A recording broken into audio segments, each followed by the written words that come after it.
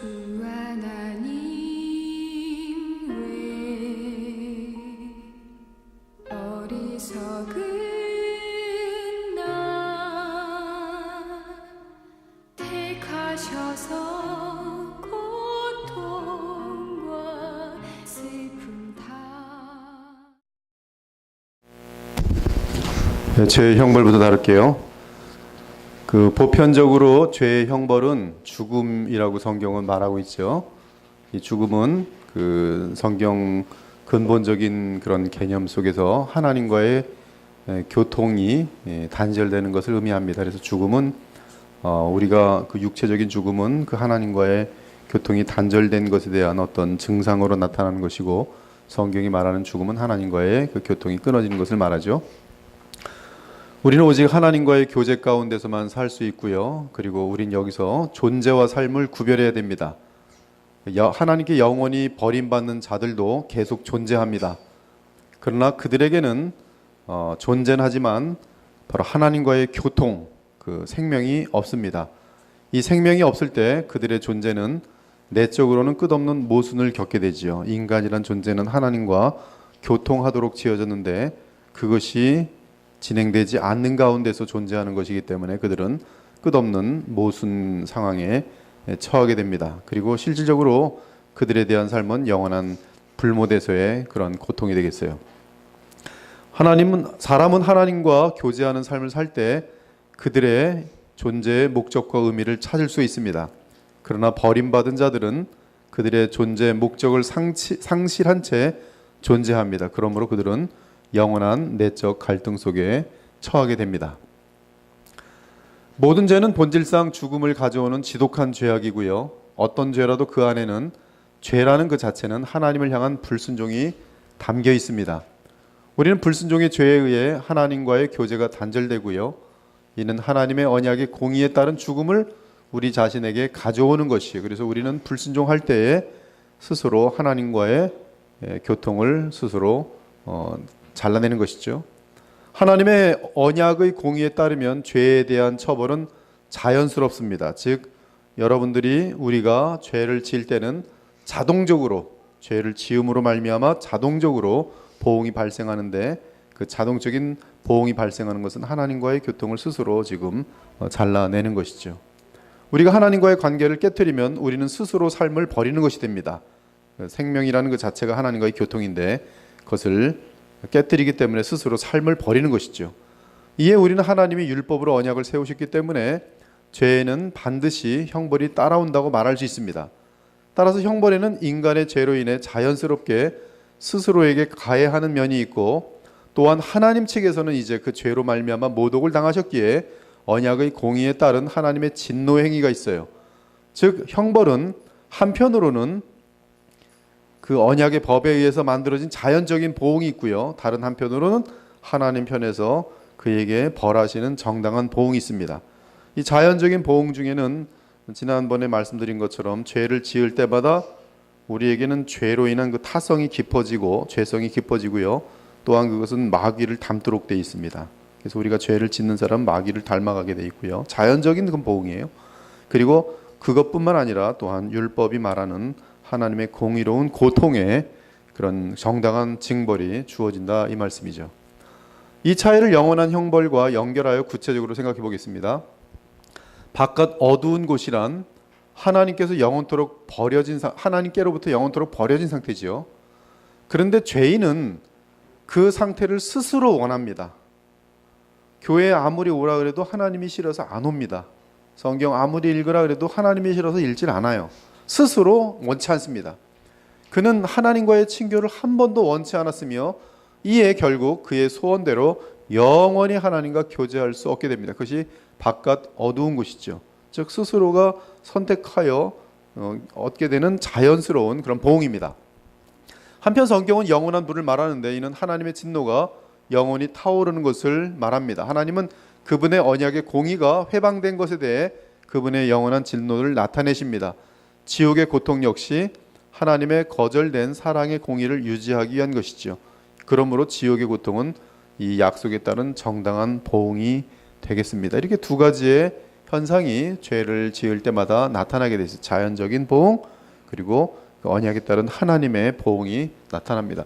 이런 의미에서 우리는 죽음을 인간의 몸과 영혼에 발생하는 영원한 죽음으로 이해합니다. 그 죽음은 하나님의 저주를 보여주고 저주를 받았다는 사실은 하나님과의 참된 교제 및 그분이 지으신 모든 피조물과의 교제를 잃는 것을 뜻합니다. 우리가 저주를 받게 되면 모든 것이 우리에게 대항하여 돌아섭니다. 가룟 유다 보세요. 모든 것이 대항하여 돌아서요.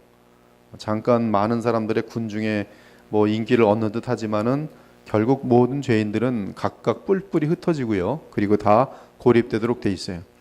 모든 피조물과의 교제를 잃게 돼 있고 하나님으로부터의 그 교제를 잃는 것은 모든 것을 다 잃는 것을 의미합니다. 우리가 저주를 받게 되면 모든 것이 우리에게 대항하여 돌아섭니다. 따라서 우리는 고립되며 철저하게 외롭게 돼요. 하나님은 시험적 명령을 주시던 때 네가 먹는 날에는 반드시 죽으리라는 저주 및 처벌을 선포하셨어요. 그럼에도 불구하고 인간이 죄로 떨어지자 주께서는 당장 그리스도 안에서 회복된 은혜의 언약을 통해 그에게 찾아가십니다. 인간이 죄를 범하는 순간 하나님은 회복의 은혜를 그리스도 안에서 함께 펼쳐나가지요. 따라서 그 이후로 즉시 추가적인 구별이 필요하게 되었어요. 그래서 한쪽은 이제 멸망을 향하여 달려가고 하나님은 그리스도 안에서의 특별한 은혜로 그들 중에 일부를 찾아내셔서 은혜의 그런 자리로 돌아오게 하는 역사가 나타나는 것이죠. 인간이 타락한 직후에 하나님은 형벌을 보류하기로 결정하셨다고 말하는 것은 부정확합니다. 하나님은 네가 먹는 날에는 이라고 구체적으로 말씀을 하심으로써 그가 먹는 그 순간에 바로 형벌이 집행될 것을 정확하게 언급하셨어요. 하나님과 피조물 사이의 관계의 끈이 죄로 인하여 파괴되었습니다. 그때 그렇죠? 그리고 하나님의 심판에 따라 죽음의 형벌이 시행되었습니다. 그 선악을 알게 하는 나무를 실과를 먹는 그 순간에 하나님과의 관계는 끊어져 버렸어요. 만일 그렇지 않다면 하나님이 하신 말씀은 헛된 말이 됩니다. 하지만 하나님은 심판을 집행하는 동시에 당장 하나님으로부터 벗어나는 이 세상과 함께 그리스도로 말미암아 은혜로 회복되는 언약을 시작하셨어요. 그것이 곧바로 아담을 찾아가시는 하나님의 사랑이죠. 무엇으로 인한 그 회복의 약속인가? 바로 하나님에게는 이미 그리스도를 준비한 그러한 은혜가 있었던 것입니다. 그래서 아담을 이미 첫 번째 행위 언약에 따라서 그가 당한 호의 언약에 따라서 그가 당한 결과에 대하여 지금 하나님은 다시 은혜 언약으로 그를 찾아가는 모습이 나타나요. 제가 지난번에 말씀드린 것처럼 그 지금 에스더서에 보면 두 개의 언약이 같이 진행되는 것처럼 그러한 두 개의 언약이 신속히 함께 진행되는 것을 우리가 보게 됩니다. 이는 이미 작정된 대로 언젠가 그리스도께서 사망을 멸하시고 참되고 영원한 생명을 가져올 것이기 때문에 바로 그 그리스도 안에서 하나님께서는 은혜로 이 아담 및 택한 자들이 이제 돌아오게 하시는 것이죠. 따라서 그리스도를 통해 하나님과의 친교의 끈은 곧바로 다시 회복되었어요.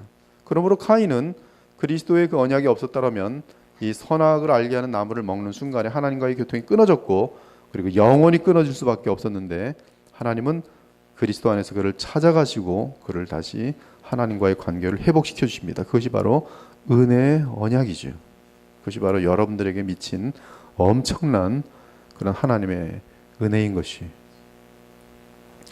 그리스도를 통해 회복된 언약 안에서 온 세상과 인류 전체가 구원을 받았어요. 여기 인류 전체라는 것은 바로 그 버림받을 인류가 아니라 이제 하나님 관점에서는 지금 인류라는 것은 지금 인류가 진행되는 것이 노아 때도 허다한 백성들이 다 죽었죠. 오직 8명만 남고 다 죽었습니다. 그 당시에 뭐 많게 보는 사람들은 뭐 10억도 보는데 하여튼 엄청나게 많은 사람들이 있었다가 8명만 남고 다 죽었잖아요. 다 쓸려버렸단 말이에요.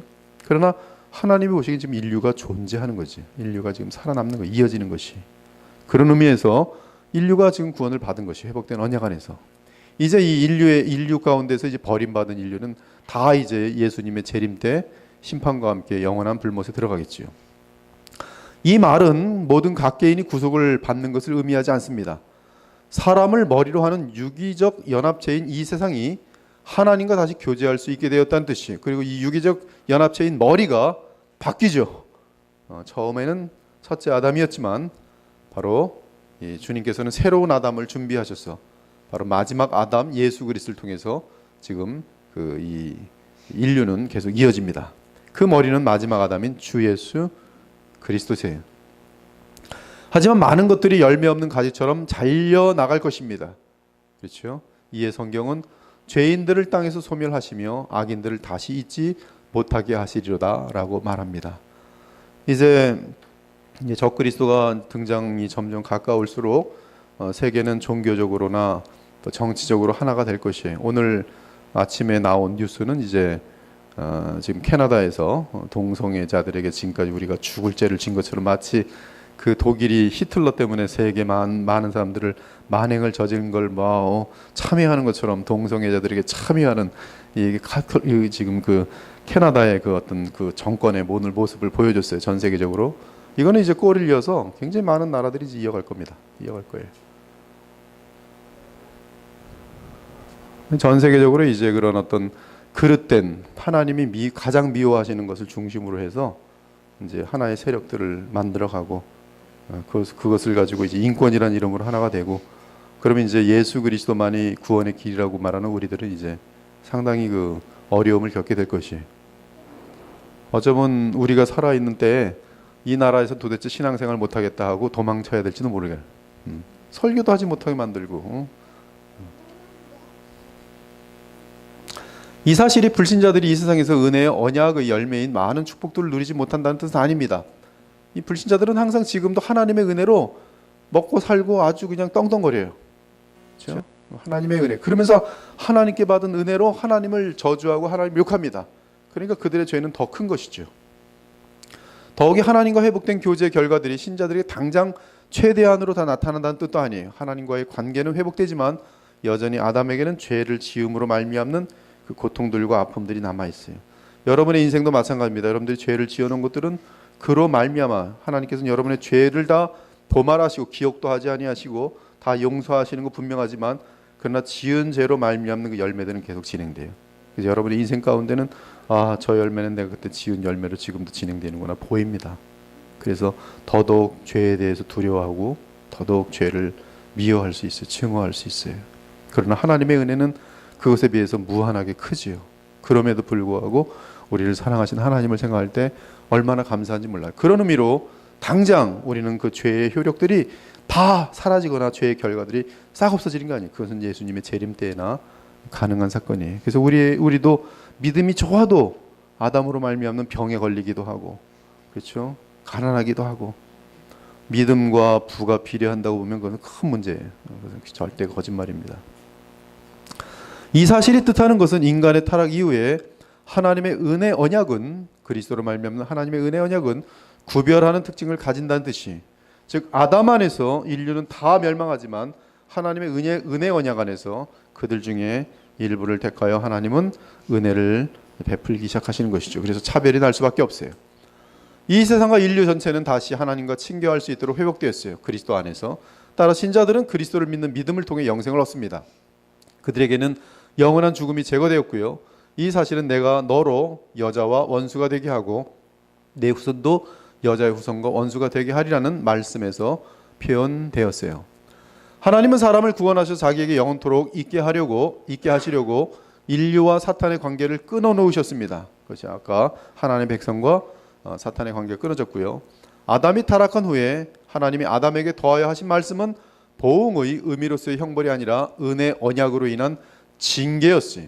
그 징계는 사람이 흙으로 돌아갈 것이니라는 말씀도 포함됩니다. 즉 육체의 임시적인 죽음은 하나님의 징계예요.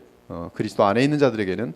그리스도의 구속을 받은 사람은 육체의 죽음이라는 격변을 통과하지 않고는 영원한 영적인 삶으로 변화될 수가 없어요. 그래서 우리 대부분의 이 거듭난 사람들은 죽음이란 것을 바라보게 되면서 대단히 많이 그 믿음이 깊어지고 거룩하여집니다. 그리고 또한 죽음을 지날 때는 영화롭게 되죠. 우리에게 남은 모든 죄성들과 저주들은 다 죽음과 함께 제거되도록 돼 있어요. 이는 위협적인 자연적 죽음은 하나님의 보응하시는 심판의 일부이기 때문에 우리 믿는 자들도 마땅히 죽음을 통해서 구원을 받아야 할 것이. 일시적 죽음이 하나님의 징계라는 사실은 하나님이 구체적으로 여인의 삶과 남자의 삶에 대해 각각 심판을 선포하실 때 더 뚜렷하여집니다. 즉 그 심판 안에는 은혜가 있었어요. 이는 그 심판을 통해 사람은 더욱 하나님께로 돌아갈 것이기 때문입니다. 그러므로 우리는 신자들을 염두에 둘 때 영원한 죽음과 일시적 죽음을 구별할 필요가 있어요. 믿지 않는 자들에게는 영원한 죽음이 임하였지만 우리에게는 이미 생명이 왔고요. 그러나 그 생명을 갖고 있다 할지라도 일시적 죽음이라는 것은 아담으로 말미암아 여전히 우리에게 오게 될 것이. 그리스도를 통해 온 세상에 은혜가 임한 결과로 임하여 불택자들은 당장의 궁극적인 심판을 받지는 않습니다. 그렇죠? 이들은 죽으면 곧바로 지옥으로 떨어가지만 그러나 이 땅에 살아있는 동안에는 여러 가지 심판이 당장 임하진 않아요. 온 세상을 위한 그리스도의 은혜는 오늘날도 존재하기 때문에 불택자들은 여전히 은혜한 날들 가운데 살고 있습니다. 하지만 불택자들에게는 개인적으로 그리스도의 은혜가 주어지는 것은 아니기 때문에 여전히 하나님과 그들 사이에는 끈이 없지요. 교통이 없죠. 그래서 모순된 존재로 있게 됩니다. 그럼에도 영원한 죽음의 결과들이 당장 그들에게 최대한으로 나타나는 것은 아닙니다. 그러므로 우리는 그들이 영원한 죽음에 이르렀다고 말하지 않고 영적으로 죽었다고 말하죠. 영원한 죽음엔 언제 이릅니까? 바로 그들의 죽음과 함께 하데스, 음부라는 곳으로 들어가고 그 다음에는 이제 불못으로 들어가게 돼 있어요. 육체와 함께 불못으로 가죠. 하지만 하나님께서는 그들 각 개인에게 심판을 선언하실 것입니다. 우리는 아직 거듭나지 않은 택자들에 대해서도 그들은 아직 영적으로 죽어 있다고 말할 수가 있어요. 그렇죠? 거듭나지 않은 자들은 영적으로 죽어 있죠. 우리는 이러한 차이를 분명하게 하면서 죄에 대한 하나님의 형벌은 하나님의 언약의 공의에 따른 영원한 죽음인 것을 놓치지 말아야 합니다. 하나님은 불택자들의 영원한 죽음을 통해 그들이 거절한 하나님의 사랑에 합당한 요구를 유지할 수 있었어요. 하지만 현재 이 세상에는 하나님의 진노와 은혜, 심판과 자비가 상호적으로 역사하고 있고요. 따라서 같은 사건들이 각 사람에게 각각 다른 영향을 나타냅니다. 신자에게는 하나님의 똑같은 역사인데 징계로, 불택자에게는 영원한 죽음을 알리는 심판으로 나타나고 있어요. 그래서 지진 같은 거 일어나면 이제 우리에게는 더 깨어 있는 그런 도구가 되지만 불택자들에게는 너희들이 회개하지 않을 경우 이제 영원한 그러한 터가 없는 그러한 무적행으로 떨어지는 것을 이미 보여주고 있는 것들입니다. 지금 뭐 지진들 가끔 일어나는데요. 이건 뭐 미세한 지진들이에요.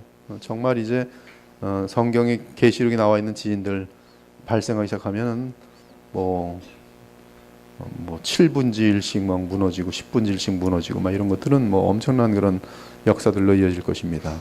그런 것들이 앞으로 남아 있어요. 이 사실은 또한 이 세상에 발생하는 온갖 종류의 재난에 적용됩니다. 주 여호와 하나님은 땅은 너로 말미암아 저주를 받고 너는 내 평생에 수고하여야 그 소산을 먹으리라고 말씀하셨어요. 이 말씀 안에도 하나님의 심판이 분명히 담겨 있습니다.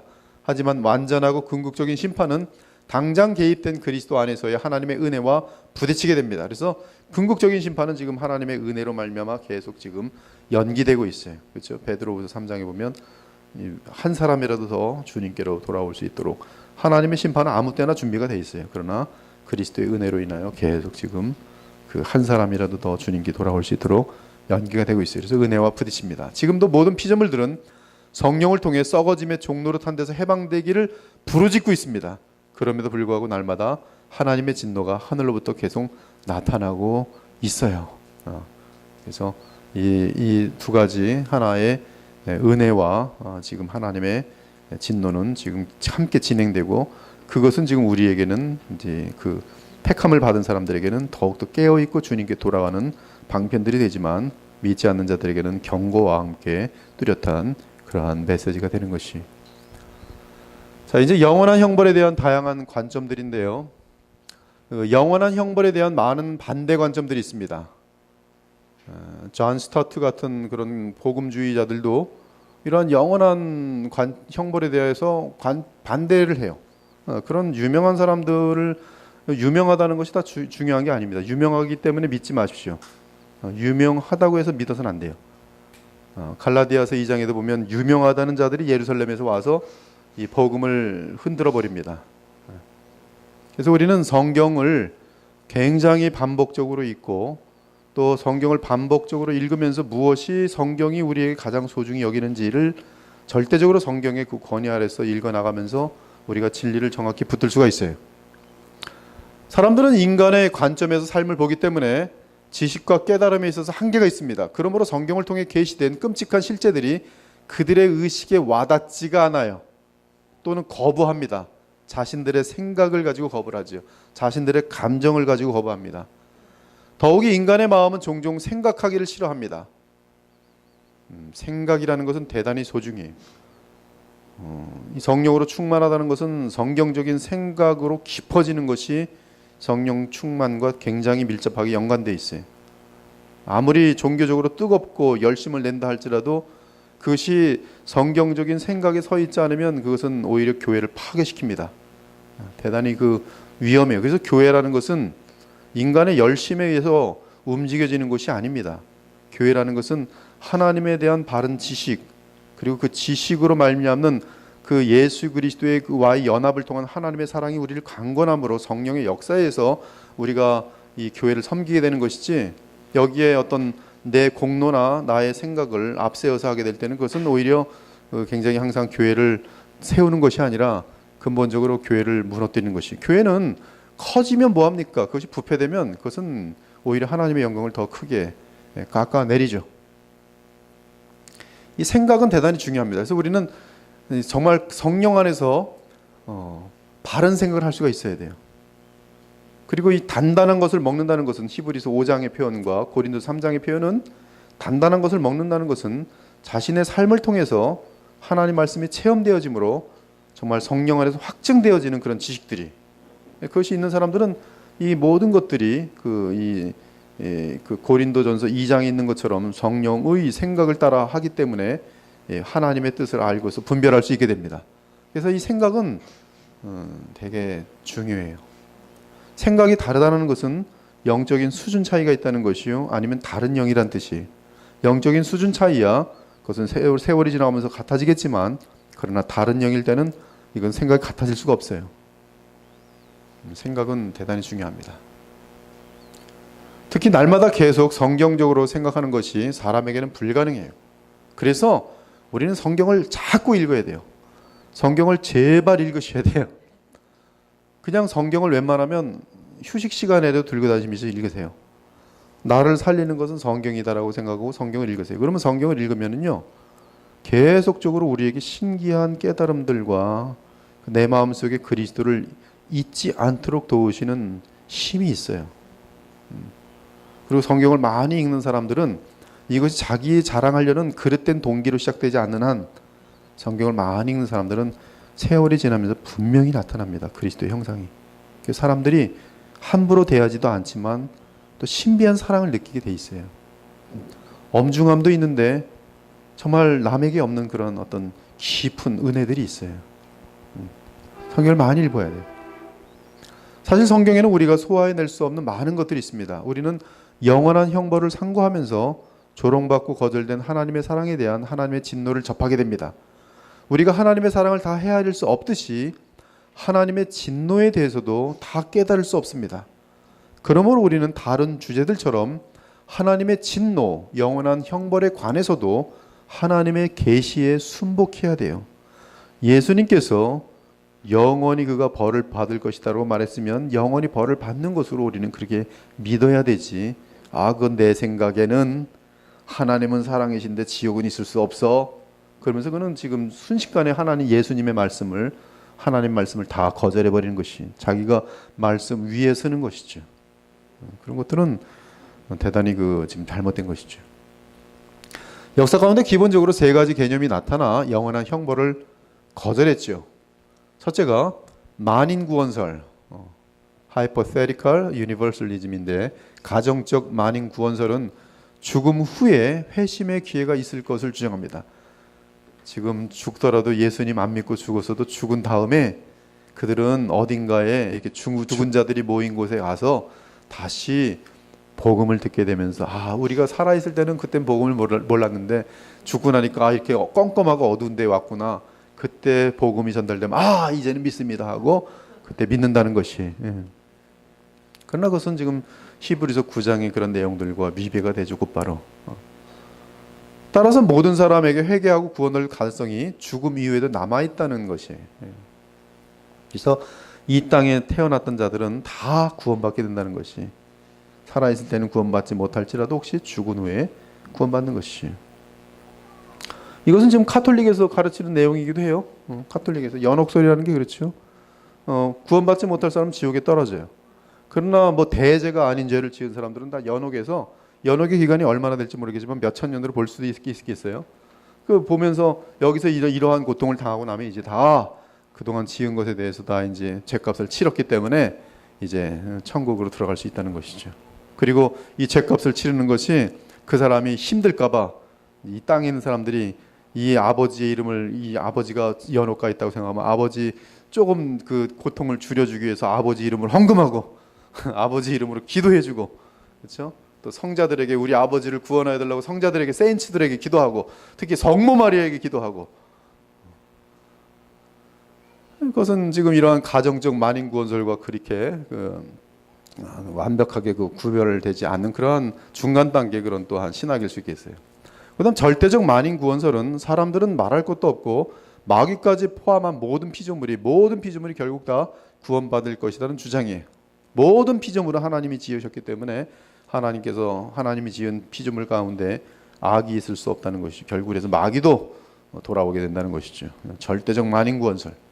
조건설 분멸절은 죽음 및 마지막 심판 이후에는 불신자들은 소멸되어 존재하지 않게 될 것이지만 신자들만은 계속 살아남게 된다는 주장이에요. 이것은 지금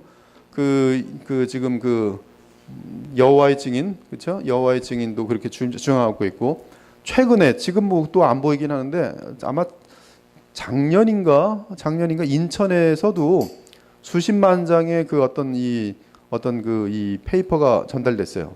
내용이 보면 지옥은 없습니다. 우리 크리스찬들은 제대로 믿어야지 영생 얻습니다. 영생 없는 사람들은 그냥 없어집니다. 그런 하나님은 그렇게 잔인한 분이 아닙니다. 지옥은 없습니다. 그러나 없어지지 않으려면 예수님을 믿으시기 바랍니다. 그래서 아주 겁은 주지 않으면서 지옥 얘기는 안 하면서 당신들은 없어지기 때문에 없어지지 않으려면 예수님을 믿으십시오. 이걸 가지고 이제 제가 이제 그때 인하대 좀 성경 공부를 하고 왔었는데 인하대 교수들이 그 팜플렛 들고 와서 이거 너무나 귀한 말씀이라고 딱 보여줘요. 지옥이 없다는 거죠. 벌써 교수 하나가 글로 넘어가고 있더라고요. 자기 생각이 맞거든. 너무 좋거든. 없어지는 거야 괜찮지만 지옥이란 건 그건 맞지 않는다는 거예요. 그리고 없어지지 않기 위해서는 내가 예수님 믿어야겠다. 아주 자기 인간들의 그 정서에 딱 맞는 거예요. 조건적 불면설이. 이 세 가지 이론은 인간들의 난제를 피하려는 시도이며 작은 머리로 하나님의 계시의 권위적 능력에 도전하려는 어리석음입니다. 이는 인간의 치우친 관점을 가지고 하나님의 계시의 영역을 다루고자 하는 교만이기도 해요. 유명해지다 보면은 교만해지나 봐요. 교회가 함께 만들어낸 이 신앙 고백이라는 것은 그것은 한 사람의 작품이 아닙니다. 역사의 작품이고 또 공교의 작품이. 유명해지면 감히 이것을 이제 뜯어고치는 거, 혼자 자기 개인의 힘으로. 몇 사람 벌써 나왔어요. 지금 10년 내, 5년 내에 벌써 몇 사람 나와서 이거 다 뜯어고치겠다고 하는 사람들 지금 나왔어요. 뭐 유보적 칭의론을 말하지 않나, 무슨 교만입니다. 엄청난 교만이에요. 성경이 말하는 영원한 형벌에 대해 가장 중요한 관건은 구약과 신약에 나타난 영원이라는 단어입니다. 물론 구약과 신약은 각각 히브리어와 헬라어로 영원을 언급하고 있어요. 우리의 자비하신 대제사장인 그리스도가 그들은 영원에, 의인들은 영생에 들어가리라고 하신 말씀에서 영벌과 영생은 일반적 개념의 영원이 확실합니다. 예수님께서 말씀하신 것이, 그리스도께서 분명히 영벌을 말씀하셨어요. 또한 거기에는 구더기도 죽지 않고 불도 꺼지지 아니하리라는 말씀과 이런 자들은 주의 얼굴과 그의 힘의 영광을 따라 영원한 멸망의 형벌을 받으리라는 말씀은 그 문맥과 함께 시간적으로 영원한 형벌을 정확하게 지적하고 있습니다. 신약은 전체 분명하게 이것을 언급하고 있어요. 영원한 형벌. 가정적 만인 구원설은 한 번 죽는 것은 사람에게 정하신 것이 그 후에는 심판이 있다는 성경의 계시를 부정하지요. 절대적 만인 구원설은 마지막 심판 때에 그리스도의 오른편에 있는 자들과 맨편에 있는 자들 사이에 영원한 구분이 있을 것이라는 계시를 무시합니다. 그렇죠? 조건적 불멸설은 불신자들이 이 땅에 살면서 그들 마음에 일어난 갈등을 해소하려는 인간적 설명인데, 하지만 불신자들의 존재 상태는 하나님과의 삶이 아니기 때문에 이미 사는 것이라고 부를 수 없어요. 이 땅에서의 그들의 내면적 갈등은 하나님의 사랑이 뿌리를 내린 신자들의 승리와 그 사랑을 거부한 자들에게 임하는 영원한 버림의 심판을 이미 의식하고 있다는 증거입니다. 불신자들은 이미 자신들이 죽게 될 것을 알아요. 그래서 카인처럼 그래서 의지할 것이었기 때문에 돈, 권력, 안 죽어보려고 뭐 불로초를 찾으러 다니고, 지금은 이제 과학이 어떻게 잘만 발달하면은 지금 보니까 죽지도 않을 수 있지 않을까 이런 기대를 가진 사람 되게 많아요. 혹시나 죽음이라는 것을 과학이 극복하지 않을까. 이것은 어리석은 발상이. 영원한 형벌에 대한 문제를 다룰 때 인간적인 감상이 하나님의 계시를 대적하는 일이 없어야 돼요. 인간적인 감상이 얼마나 우리가 성경을 회파시키는지 몰라요. 제가 오늘 어젠가 밤인가 이제 낙태는 그런지 아무런 거부할 능력이 없는 생명을 향한 만행이다라고 글을 썼어요. 페북에다가. 그랬더니 어떠한 질문들이 오냐 하면, 목사님은 그러면 성폭행자에게 딸이 성폭행을 당해가지고 딸이 아기를 낳았으면은, 아기를 뱄으면, 그러면 그 아기를 안 죽일 거냐는 거예요. 그런 건 낙태가 합리화될 수 있다는 거죠. 여러분, 얼떨떨 때는 이 인간의 감상이 들어가죠. 성폭행자에게 내 딸이 당해가지고 임신했을 때 그걸 가지고 어떻게 낙태를 안 시키냐 이거죠. 여러분 어떻게 생각하세요? 이러한 일이 발생한다면 복음의 사람이라면 더 이상의 죄가 진행되지 않도록 여기서 차단시켜야 돼요. 그렇죠? 그 아이가 태어나도록 도와주고 그 아이를 내 새끼처럼 최선을 다해서 키워야 돼요. 그리고 하나님의 능력을 믿고 이 아이의 아비는 어쩌면 더럽고 악한 악인일지 몰라도 악인이죠. 그러나 하나님의 능력에 의해서 이 아이가 선인으로 자라날 것을 믿고 믿음의 아들로 자라날 것을 믿고 온 마음과 뜻을 다하여 그를 길러낼 수 있을 때 그것이 복음의 능력이에요. 여기서 차단시켜야죠. 이런 악한 일, 그렇기 때문에 나도 또 다른 죄를 짓고 그래서 마치 죄를 스스로 다 덮어낼 수 있는 것처럼 그것은 복음의 세계가 아니에요. 항상 내게 도착하면 이러한 악과 이러한 어두움을 당했을지라도 지금부터는 주의 말씀 앞에서 더 이상 죄를 범하지 않도록 가는 것이, 그것이 너무나 억울한 길이고 너무나 고통스러운 길이랄지도 그것이 내게 주어진 하나님 앞 섭리 가운데서 일이라면, 그것이 지옥 같은 것이라면, 그럼에도 예수님의 이름으로 그 길을 감당해 나갈 때 하나님의 자비는 반드시 나타나게 돼 있어요. 거기에 복음의 능력이 있는 것이지, 이런 일은 이래서 죄를 지어야 되고 이런 일은 이래서 나는 또 해야 되고 저 사람이 날 이렇게 했기 때문에 나도 같이 때린 거고 저 사람이 나를 죽였기 때문에 나도 그를 죽인 거고, 그것은 복음이 아니죠. 그러면 손양원 같은 경우도 저놈이 내 아들 죽이고 나도 죽여야 되는 거고 똑같은 원리로 상황윤리가 되는 거예요. 우리 인간적인 감정이 하나님의 계시를 대적하는 일이 없어야 돼요. 우리가 하나님의 사랑의 깊이를 어떻게 측량할 수 있겠어요? 마찬가지로 하나님의 사랑의 진도가 얼마나 강렬한지 어찌 알겠어요? 어떤 사람은 인간은 하나님의 상대가 되지 못하기 때문에 하나님이 그렇게 무서운 형벌을 내릴 리 없다고 주장합니다. 즉 인간은 너무 보잘것없고 작아서 하나님이 그렇게 엄중한 무거운 형벌을 내리신다는 것은 가당치 않다는 것이, 하지만 우리는 하나님이 언약 안에서 사람을 얼마나 높이셨는지를 잊어서는 안 됩니다. 하나님은 사람을 친구로 대하셨으며 사람이 하나님의 사랑에 참으로 응답할 수 있도록 모든 것을 주셨어요. 이러한 논리라면 마귀도 다시 하나님 용서하시면 돼요. 또 반란 일으켜서 하나님께 도저히 될 건들 다시 또 용서하고 또 반란 일으켜라 또 용서하고, 그런 논리가 전개될 수가 있어요. 그러나 그렇지 않아요. 하나님의 거룩하심이라는 것은 이미 그 사랑 안에서 나온 거룩이기 때문에 그것으로 끝입니다. 만일 누군가 영원한 형벌을 비난하기를 원한다면 그는 먼저 언약 관계를 이해하고 그 관계가 무엇을 의미하는지 충분히 알 필요가 있어요.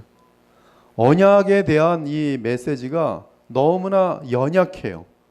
언약에 대해서 우리는 다시 한번 복음은 새 언약이거든요. 히브리서에서 말한 것처럼 언약에 대해서 우리는 다시 한번 이 복음을 정립할 필요가 있어요. 성경을 다시 볼 필요가 있습니다. 그럴 때 우리는 상당히 많은 부분에서 하나님을 정확히 알 수가 있어요. 특히 언약을 바로 아는 것은 굉장히 큰 많은 도움이 됩니다. 언약 안에서 하나님의 입장이 어떤 것이었는지, 그리고 우리의 죄악이 그 관계 안에서 하나님의 사랑을 어떻게 거절하였는지를 깨달아야 합니다. 우리는 하나님의 자리에 있지 않으며 또한 자질과 능력이 부족하지요. 영원한 형벌에 대한 주제는 우리의 이해를 넘어섭니다. 그러므로 우리는 이 문제에 대해 하나님의 계시에 복종하여 배워야 해요. 더욱이 우리는 영원한 형벌에 대한 계시가 우리로 하여금 회심으로 이끈다는 사실을 생각해야 합니다. 만일 우리가 하나님의 사랑의 정당한 요구에 따르려 하지 않는다면 우리는 주의 사랑을 결코 이해할 수 없을 것이, 영원한 형벌이 실제한다는 사실을 믿을 때 우리는 하나님의 사랑의 본질을 발견하게 돼요. 저 같은 경우도 하나님의 사랑이 왜 이렇게 무한하게 크냐 하면, 나는 영원한 지옥에 합당한 존재인 것을 인식하고 동의하고 있는데, 그러한 나 같은 존재를 위해서 하나님의 아들의 생명을 바쳐서 나를 구원하셨다는 사실을, 이건 극각이거든요. 이 지옥의 형벌이 얼마나 영원하고 무섭다는 것을 알면 알수록 그리스도로 인하여 구원받은 내가 얼마나 럭키하고 얼마나 감사한지, 은혜로운지 어떻게 말로 다 할 수가 없어요. 그러므로 이 지옥에 대한 가르침은 하나님의 은혜의 무한함을 오히려 더 드러내게 돼 있어요. 그렇지 않다면 하나님의 무한한 사랑을 깨달을 수가 없습니다. 우리가 구원받은 것이 시시해져요. 만약에 아까처럼 죽음으로 끝나면 우리는 없어져. 그럼 아마 굉장히 많은 사람들이 지금 뭐 천국 안 가면 어때? 그냥 마음껏 살다가 없어질래? 굉장히 많을 거예요. 굉장히 많을 거예요. 뭐 천국이 뭔지 모르겠지만 귀찮아, 그냥 너무 다행이다, 없어지니까. 난 태어나고도 싶지 않은데 왜 태어난 거야? 이제 난 태어나지 않은 것처럼 없어지면 좋겠어. 그러나 지옥이 있다 그러면 얘기는 달라져요. 지옥을 믿느냐 안 믿느냐의 문제 걸리게 되고, 믿는 자들은 내가 지옥불에 합당한 존재인 것을 성령의 책망으로 알게 되는 순간에 그리스도로 말미암은 구원이 얼마나 큰지, 그 사랑의 길이와 깊이와 넓이와 광대함을 알게 되면서 하나님께 영원히 찬송과 경배를 돌리게 되는 것이죠. 그러므로 이 영원한 형벌에 대한 계시가 무시되면 우리는 하나님의 모든 계시를 무능하게 만들게 됩니다. 그래서 존 스토트의 영혼 멸절설, 이런 것들은 작은 죄가 아니에요. 대충 넘어갈 문제도 아니고. 근데 신기한 거는 이단들에 대해서는 뭐 굉장히 다른 것들은 예민한데 지옥에 대해서는 예민하진 않아요. 지옥을 부인하는 자들에 대해서 그 정도는 뭐 그냥 성경을 다른 걸 잘 믿으면 되지 하고, 저는 그렇게 보지 않아요. 지옥을 부인하는 것 자체도 너무나 무서운 잘못된 가르침이. 살아계신 하나님은 언약 관계를 통해 우리를 자신에게 묶으셨습니다. 그러므로 피조물이 우리는 오직 주어진 언약 관계를 통해 하나님을 알 수가 있어요. 인간은 다른 방법으로 하나님을 알 수 없습니다. 이는 우리가 그 관계 속에 놓여있기 때문에, 그 관계를 떠난 우리 존재를 생각할 수 없기 때문에 그래요. 공의, 우리 속에는 지금 양심 속에 공의가 있어요. 이 공의가 뭔지 알 수가 없습니다. 자, 지금 동성애, 캐나다에서 지금 동성애, 우리가 죄를 졌습니다. 만행을 졌습니다. 동성애가 죄인지 아닌지 뭘 어떻게 합니까? 다수들이 지금 이제 동성애는 죄가 아니다라고 막 가고 있어요. 그거 문제라고 말할 수 있는 게 없어요. 지난주에 우리 박강서 목사님 그 세미나에서 본 것처럼, 동물하고 내가 결혼했어요. 니들이 뭔데 뭐라 그럴 거예요? 내가 너희를 죽였냐? 뭐 돈을 빼앗았냐? 내가 걔랑 결혼하는데 누가 뭐라 그럴 거예요? 할 말 없어요, 나중에 보면. 그리고 이런 사람이 다 많아진다고 합시다. 한 동네는 다 갔더니 다 걔랑 결혼하고 있어요. 아무 문제가 없는 거예요. 우리 자기네들이 잘난 거지. 하나님의 절대적인 계시, 하나님의 존재, 하나님의 심판을 놓쳐버리면 인간은 죄라고 할 수 있는 게 없어요. 다수가 이기는 거지. 지금은 다수가 이기는 게 아니라 다수가 이 어떤 마이너리티, 그 자기 인간의 은데요, 자기 의를 지금 만족시키고 있어요. 즉 약자들을 도와주는 것이 대단히 의로운 인간인 것 같은 그런 지금 분위기가 전 세계에 지금 흐르고 있어요.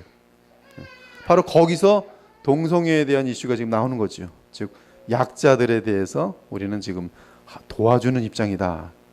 자기 의들이 지금 다 부풀려지는 것이죠. 그리고 그것이 굉장히 멋이 되는 거죠. 전 세계적으로.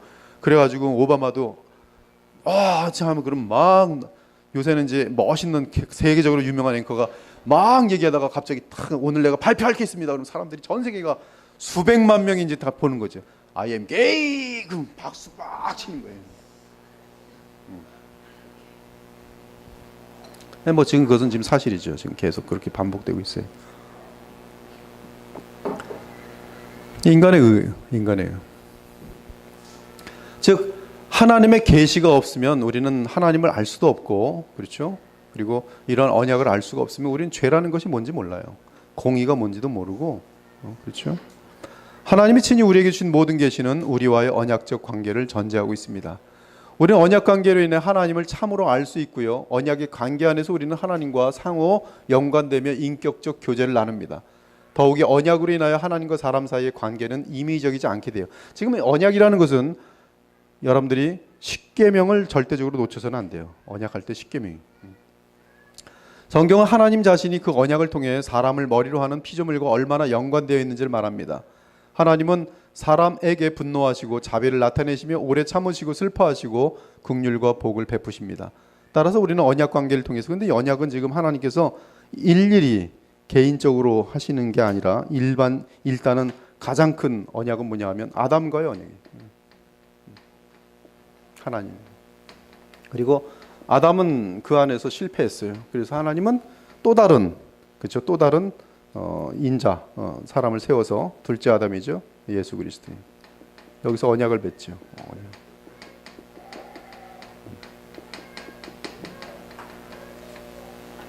같은 언약입니다. 같은 언약이.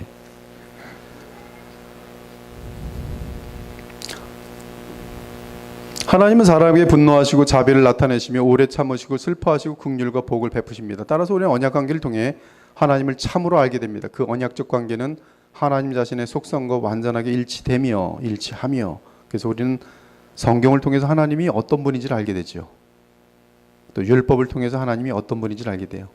또한 하나님의 속성을 반영하고 있습니다. 그래서 우리는 하나님의 말씀, 또 그분이 우리에게 요구하시는 그 계명들을 통해서 하나님이 어떤 분인지를 알게 되는 것이, 그리고 그러한 하나님이 어떠하심에 대해서 우리에게 언약을 통해서 알려주시는 것이죠. 너희가 이렇게 할 때는 내가 너희를 때릴 수밖에 없고 너희를 싫어할 수밖에 없다. 그러므로 교리문답은 하나님의 자비와 공의에 대한 답변을 말할 수 있습니다. 하나님은 그분의 자비와 공의 가운데 우리에게 자신을 주십니다. 이게 두 개가 있어요. 이는 하나님의 속성과 성품은 결코 추상적으로 존재하는 것이 아님을 뜻해요. 어떤 사람은 하나님의 속성에 대해 의구심을 품는데 이는 보통 추상적으로 하나님을 알기 때문에 그러합니다. 그러나 하나님의 속성과 성품을 하나님의 존재로부터 떼어내어 생각할 수가 없지요. 하나님은 실질적으로 존재하시고 실질적으로 그 속성은 우리에게 지금 영향을 나타내고 계세요. 우리가 죄를 범하면, 하나님이 싫어하는 것을 하면 하나님은 우리를 싫어하시고 거리를 두시는 게 뚜렷하게 나타납니다. 여러분의 마음속에 지금 성령이 계시는데 여러분들이 죄를 범하면 성령께서 근심하시는 게 여러분에게 뚜렷하게 나타나요. 제가 만약에 성령이 충만한데 목회자로서 하나님의 종으로서 충만하면 성도들은 죄가 있으면 안 와요. 지금 제가 성령이 충만하다고 전제하고요. 안 와요. 멀리 뱅뱅뱅뱅 돕니다. 하나님께도 못 가는 거예요. 지금 기도도 안 나오고 멀리 가는 거예요. 죄 가운데 있는 거예요. 뭔가 숨겨놓은 떡이 있어서 그거 계속 먹어야 되는데 지금 가까이 오면 그거 먹지 말라 그러거든요. 싫으니까 안 와요. 예배도 빠지고. 추상적일 수가 없습니다. 하나님에 대해서는. 따라서 하나님은 자비와 공의를 갖고 있을 뿐만 아니라 그분은 참으로 자비로우신 분이시며 공의로우신 분이에요. 그분의 자비가 나타나며 그분의 공의가 나타날 수밖에 없어요. 우리는 언제나 하나님을 그분의 속성 또는 특성을 통해 겪게 되는데 이는 우리가 친히 하나님을 만나는 것을 의미합니다. 그분의 모든 속성들은 우리와의 언약적 관계를 통해 계시적 차원에서 현실 가운데 구체적으로 나타납니다. 우리의 구원은 이러한 현실적인 차원의 하나님과의 관계를 포함하지. 따라서 구원을 얻은 우리는 하나님에 대한 모든 헛된 추상적 개념들을 다 버리고 하나님 그분을 친히 대하게 됩니다. 즉 살아계신 하나님을 만나게 됩니다. 살아계신 하나님을 만나는 것, 살아계신 하나님, 이것이 구원의 현실성이죠. 여러분들은 하나님을 만나고 의식하면서 살아가고 있느냐 이거예요. 이 하나님의 자비에 대한 계시를 그분과 상관없는 계시로 보는 것이 불가능하여집니다. 이 불가능한데도 계시를 머리로만 아는 사람들도 있어요. 신학을 잘하는데 삶에서는 죄를 져요. 하나님은 우리를 지옥불에 던지시는 분이라고 가르쳐 놓고 자기는 지옥불에 들어갈 짓들을 하고 있어요. 그래서 지금 이 머리하고 살아계신 하나님하고 지금 괴리가 돼 있어요. 만일 하나님의 자비를 하나님과 떼어내 추상적으로 알면 그것은 대단한 부패입니다. 예레미야를 보면은요, 하나님에 대하여 추상화시켜요. 추상화시키는 것은 본질을 잃어버리고 형식적으로 하는 거예요. 막 찬양을 엄청나게 모든 사람들이 기쁘게 했는데 이 사람들은 찬양하면서 하나님을 의식한 것이 아니라 정말 십자가를 통한 하나님의 구원과 그 사랑을 찬양한 것이 아니라 사람들에게 보이기 위해서 그 찬양을 불러버리면 그것은 대단히 본질은 빠지고 형식만 남는 거죠. 무서워요.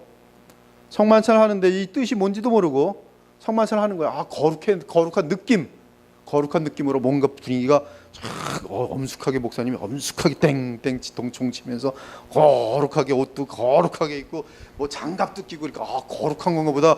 거룩하게 이게 무슨 뜻이도 모르는데 이것은 형식은 있는데 본질이 빠져 있는 것으로서 그것은 부패죠. 무서운 거예요. 살아계신 하나님을 추상적으로 만들어 버리는 것, 얼마나 신이 누구인가 추상적으로 막 말은 많이 해요. 신은 에너지다 뭐다 뭐 신학도 마찬가지. 추상적으로 대단히 많은 얘기를 하지만 살아계신 하나님으로 와닿지 않는다면 그것은 아무런 의미가 없는 것이. 이 하나님의 자비에 대한 계시를 그분과 상관없는 계시로 보는 것이 불가능해집니다. 왜? 하나님은 살아계신 하나님이기 때문에. 그래서 우리가 눈물 흘릴 때는 언제냐면 하나님의 자비를 맛보할 때, 나는 지금 분명히 그릇된 길로 택해서 너무나 멀리 왔는데 하나님이 살아계셔 나를 건져내지 않으시면 나는 지금 저 영원한 멸망으로 떨어질 게 분명한데 나올 수도 없는데 그분이 나를 훅 하고 끄집어내시는 거예요. 살아계신 하나님. 그때 자기는 알아요. 이건 내가 한 일이 아니라 하나님이 나를 불쌍히 여기신 거예요. 우리 가정을 불쌍히 여기신 살아계신 하나님의 자비를 맛보는 거죠. 머리가 아니라 맛보는 거죠. 체험하는 거죠. 그 사람이 어찌 하나님을 찬양하지 않을 수 있겠어요? 불가능해요. 하나님을 찬양하게 돼 있어요. 맛보게 됩니다. 그러나 이 추상적으로만 머릿속으로만 이게 뭐 정리하는 것은 내가 하나님 분석하겠다는 것뿐이 안 돼요. 우린 추상적 개념의 하나님으로 만족해서는 안 됩니다. 우린 살아계신 하나님을 만나기를 원해야 하고요. 우린 살아계신 하나님의 자비를 대하게 되면서 동시에 공의로우신 하나님을 만나게 돼요. 이 하나님을 정말 만날 때 가장 뚜렷하게 나타나는 현상은 우리에게는 살아있는 기도예요.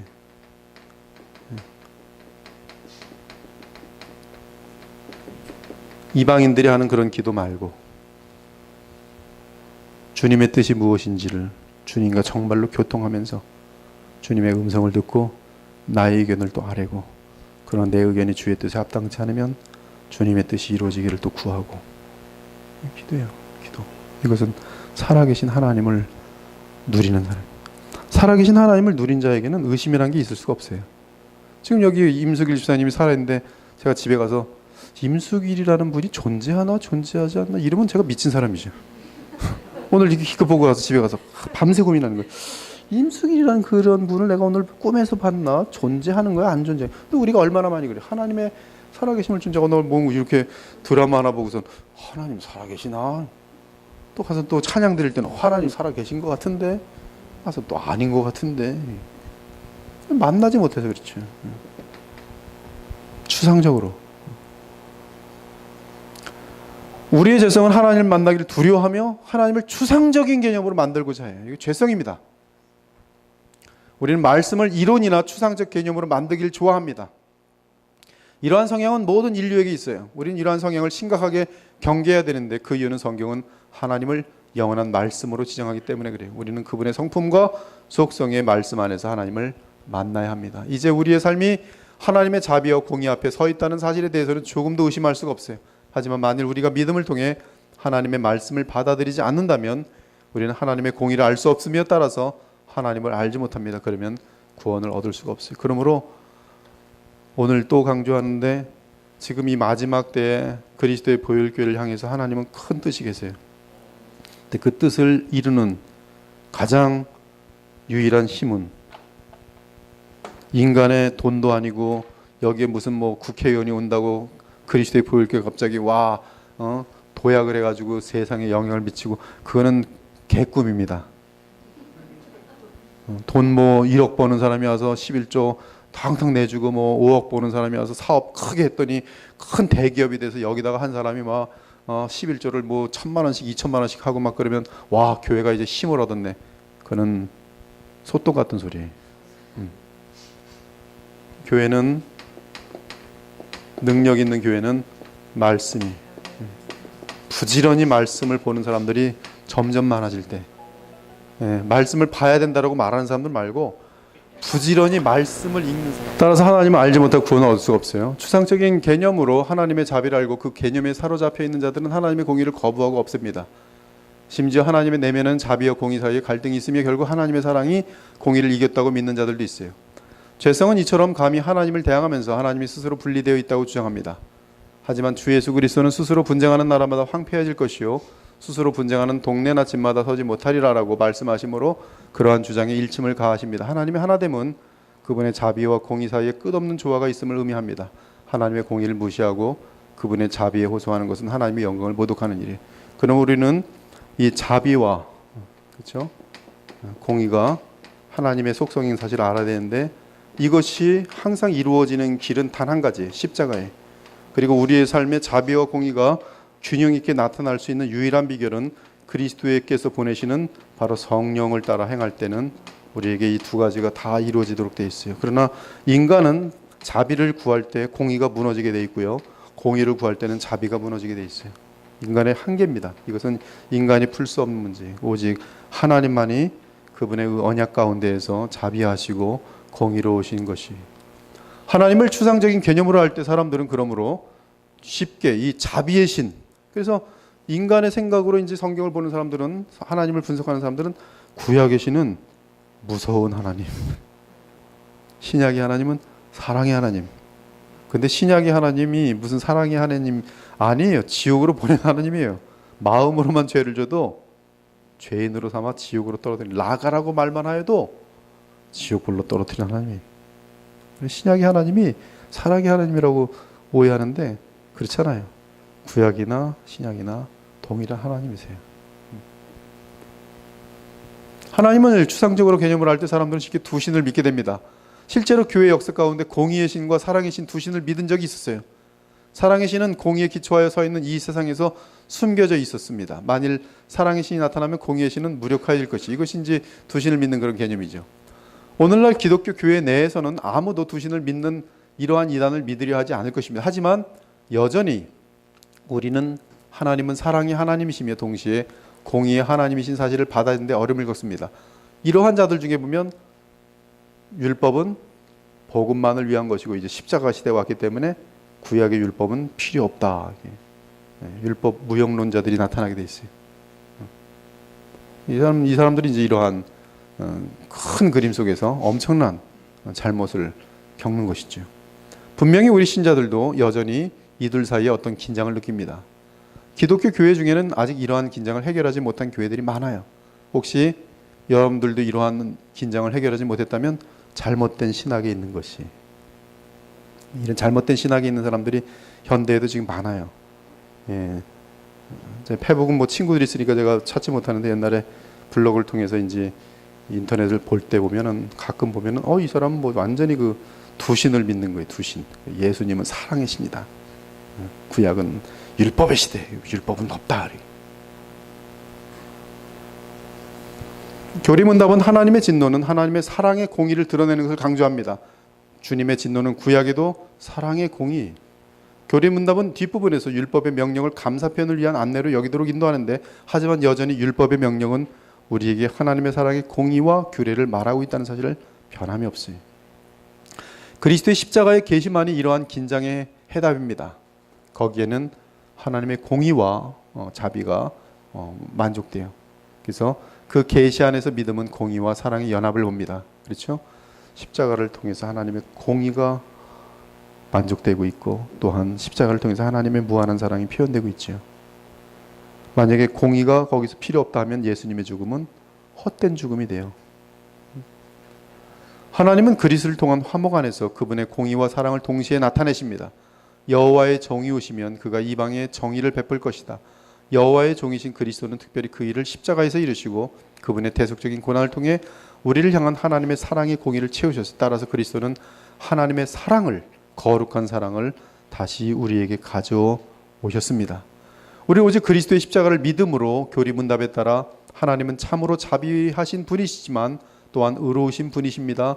하나님의 공의는 하나님의 지극히 높으신 어미를 거슬러 짓는 죄는 가장 엄중한 형벌, 즉 몸과 영혼의 영원한 형벌을 받을 것을 요구합니다라고 고백할 수가 있어요. 이것이 지금 하이델베르그 문답이에요. 하지만 우리 이 내용을 그리스도의 십자가에 대해 말하지 않은 채 사람들에게 하나님의 심판의 공의를 설득하려는 도구로 사용해서는 안 돼요. 즉 이러한 하나님의 엄중한 형벌을 말할 때는 반드시 무엇을 말하라고요? 십자가를 말해요. 십자가 앞에서 우리 인간들을 향한 하나님의 진노가 보였습니다. 지금도 당신이 이 진노에서 벗어날 수 있는 길은 예수님밖에 없다는 사실을 알려줘야 되는 것이, 그것이 바로 이 엄중한 형벌에 대한 함께 반드시 알려줘야 되는 굿뉴스, 복음이죠. 그때 그들은 영원한 형벌이라는 것을 조금이라도 의식한다면 바로 십자가를 붙들고 감사할 수밖에 없는 것이죠. 오직 그리스도를 통한 믿음만이 하나님의 공의 안에 담긴 하나님의 사랑을 붙들고 그분의 사랑의 위대함을 이해할 수가 있어요. 그리스도를 알아가면 알아갈수록 하나님의 사랑의 그 위대함과 거룩함을 알게 됩니다. 그래서 우리는 그리스도를 계속 알아가야 돼요. 계속 알아가야 됩니다. 무한하게 알아가야 돼요. 오직 십자가에서만 하나님의 사랑의 위대함이 발견되고요. 그곳에서 믿음은 하나님의 공의의 판결에 동의하는 것을 배웁니다. 하나님, 저는 죽어 마땅합니다. 하나님이 인류는 아담 안에서 하나님을 대적한 자들로서 하나님의 공의에 따라 멸망받음이 마땅합니다. 그러나 우리가 누구간데 우리를 구원하셨습니까? 우리는 같은 인간들로서 저들이 구원받기를 원합니다. 하나님께서 뭐라 그래요? 그들을 위하여 기도하고 그들에게 복음을 전하라. 우리는 그것을 하면 되는 거예요. 우리는 그들이 구원받기를 기도하고 하나님 기뻐하세요. 그리고 누가 어떻게 구원받을지 모르기 때문에 열심히 복음을 전하는 것이, 그 위대한 하나님의 사랑을 대항하는 죄는 몸과 영혼의 영원한 형벌을 선고받았고요. 이 뜻은 하나님의 심판은 인간의 존재 전체를 대항하여 끝이 없이 지속된다는 뜻입니다.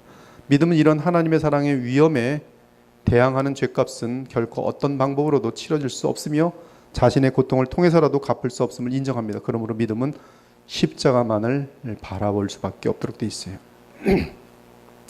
그럼에도 불구하고 우리 인간들은 자기 자신의 공의로 하나님의 사랑의 공의를 이루어 보려고 합니다. 이것이 굉장히 어리석음이죠. 그래서 내가 이 시대를 바르게 만들고야 말겠어, 이런 잘못된 시도를 해보려고 해요. 얼마 전에 제가 우리 지경구 형제님하고 깊은 대화를 나눴어요. 근데 그 본질은 그것이 인간의 힘으로 이러한 공의를 만들려고 하는 것이 어디까지 가능하냐, 이런 질문들이. 우리는 정말 하나님의 그 방법으로 이 공의가 이루어짐을 믿고 나아가야 돼요. 그리고 그분이 시킨 대로 해야겠죠. 우리는 우리의 사랑이 모독을 당할 때 안갚음을 할 권리가 없습니다. 우리는 개인적으로. 성경은 우리에게 친히 원수를 갚지 말라고 권하고 있어요. 죄성은 우리에게 친히 원수를 갚지 말라고 권하는 구절을 읽고는 하나님에게도 적용하여 하나님도 보응할 자격이 되지 않는다고 말하곤 해요. 하나님 원수를 갚지 말라고 했으니 하나님도 원수 갚지 마십시오, 이런 식으로. 하지만 성경은 하나님은 모든 것을 하나님의 자신의 뜻에 따라 행하신다고 말합니다. 우리의 존재 기원은 하나님에게 있기 때문에 우리는 모든 것을 하나님의 뜻에 따라 하나님을 위해 행하여야 합니다. 내가 나의 원수를 갚는 것은 죄악된 이기심일 뿐이에요. 오직 자신 안에 영원한 기원과 원인을 가지신 하나님만이 이 세상 모든 사건을 공의와 사랑 가운데 유지하실 수 있어요. 따라서 우리는 하나님께 의탁해야 돼요. 우리의 개인적인 모든 억울함들은 주님께 의탁해야 돼요. 그래서 로마서 13장에 보면 우리가 원수 갚는, 로마서 12장에 보면 원수 갚는 일이 주님께 있으니 너희들은 원수의 머리에 그 숯불을 쌓아 오르라, 그렇게 말씀하고 있잖아요.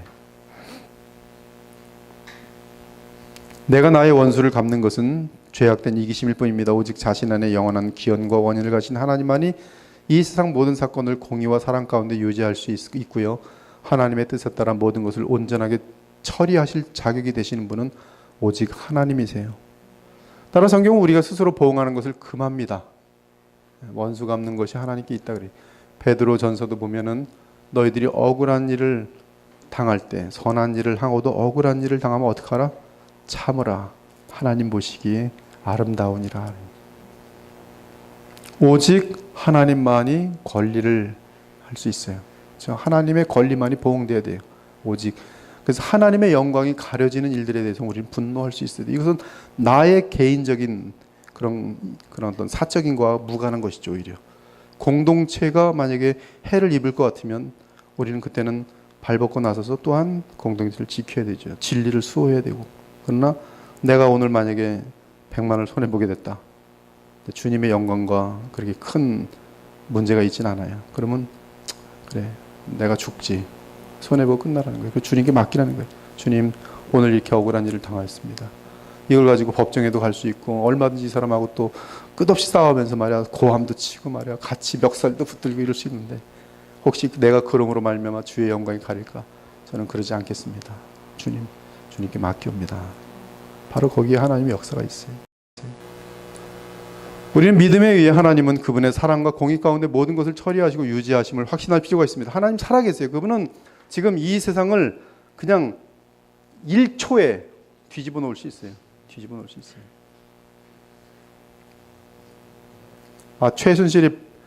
최순실 맞나? 최순실이 바람핀 것 때문에 거대한 권력이 바뀔지 누가 알겠어요?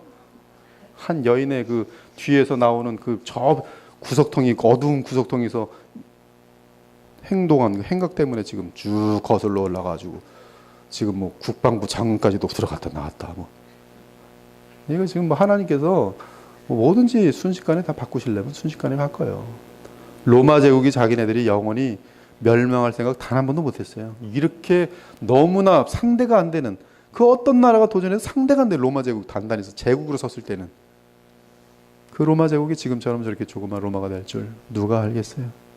그때는 너무나 작았던 로마 제국의 군인들을 피해서 카타콤에 숨어야만 될 수밖에 없었던 이 크리스찬들이 과연 거기서 벗어날 수 있을지 누가 꿈이나 꿀 수 있겠어요. 그러나 하나님은 한 번의 사건으로 다 뒤집어 버리세요. 그렇게 너무 염려하지 마십시오. 그러나 성경이 그렇게 되어질 것이라고 예언했기 때문에 우리는 시대는 이제 어둠으로 갈 것이구나라고 기대할 뿐이에요. 그러나 우리는 또 너무 염려하지 마십시오. 우리끼리가 있어요. 그 끼리가 서로 살아가면 가장 재밌는 거예요. 아무리 대한민국이 잘 살고 전 세계가 잘 살면 뭐합니까? 내가 가난하고 내가 지금 굶어 죽었고 병들어서 죽을 판일 때는 아무런 의미가 없어요. 그렇죠? 우리끼리 있는 그 공동체가, 카타콤에 있는 사람들이 외로웠을 것 같습니까? 외롭지 않았어요. 행복했어요. 죽으면 죽으리라. 더 그들이 보고 싶어하는 제가 오늘 아침에도 성경을 보는데 가슴이 아팠어요. 거기 보니까 성도들끼리 너무 보고 싶어하는 거예요. 바울도 내가 너를 보고 싶어한다. 또 우리가 보고 싶다는 말이 왜 이렇게 많은지 모르겠어요. 나는 왜 이렇게 보고 싶은 그런 게 이렇게 약하지? 나 참 문제가 많다. 보고 싶어야 되는데, 성도들 보고 싶어야 되는데, 근데 왜 보고 싶은가 보니까 거기에 반복되는 단어가 있어요. 고난이 있어요. 고난. 그 외부에서는 지금 기독교를 향하여 진리를 향하여 핍박을 가하는데 이들은 거기서 지금 살아남기 위해서 오직 하나님만 붙들고 막 움직이는 거예요. 그런 이들은 딱 만나면 너 살아있구나. 어디서 못 써? 얘기 서로 착 하면서 비밀스러운 얘기 착 하면서 그래 우린 거기서 어떻게 하자 작전을 또 짜고 같이 기도하고 그리고 딱 나가면 얼마나 지금 완전히 그냥 동성애 같은 자들만 다 수백 명 있는데 거기서 이제 살아남는 거죠. 그냥 얼마나 보고 싶겠어요. 진리의 사람들이. 지금은 그냥 서로 교회 안에서 네가 높냐 내가 높냐, 네가 돈 많이 버냐 내가 돈 많이 버냐, 네가 잘생겼냐 내가 잘생겼냐, 네가 오늘 못 끌고 왔느냐, 차는 못 끌고 왔느냐, 이러고 앉아 있으니까 서로 보기도 싫고 교회 가기도 싫고 그런 거죠. 고난이란 것이. 고난 오는 세계에 그렇게 두려워하지 마십시오. 더 진짜들이 모여서 더 깊은 사랑들을 나누고 영원히 잊을 수 없는 그런 추억들을 만들 수 있는 복이 임할 거예요. 하나님께서는 지금 그 모든 이런 것들을 못하셔서 그런 게 아니에요. 당장에 모든 것을 다 진멸하실 수 있어요. 더욱이 우리가 하나님의 사랑의 심판을 인정할 때 우리는 그 사랑을 발견하게 됩니다. 그 사랑은 그 사랑을 거절하는 모든 자들을 진노함 가운데 공의롭게 처벌하지 않고는 영광을 받지 않으실 것이. 자, 이제 그래서 이제 제 6장으로 넘어가고 오늘 나눠드린 건 이제 대단히 깊은 신학적인 내용인데 오늘 거는 바로 언약의 핵심을 다루는 그런 내용들이 되겠어요. 받지 못하신 분들은 지금 교재를 좀 받아주시고요. 한 20분 남았는데 상당히 많은 부분을 다룰 거예요.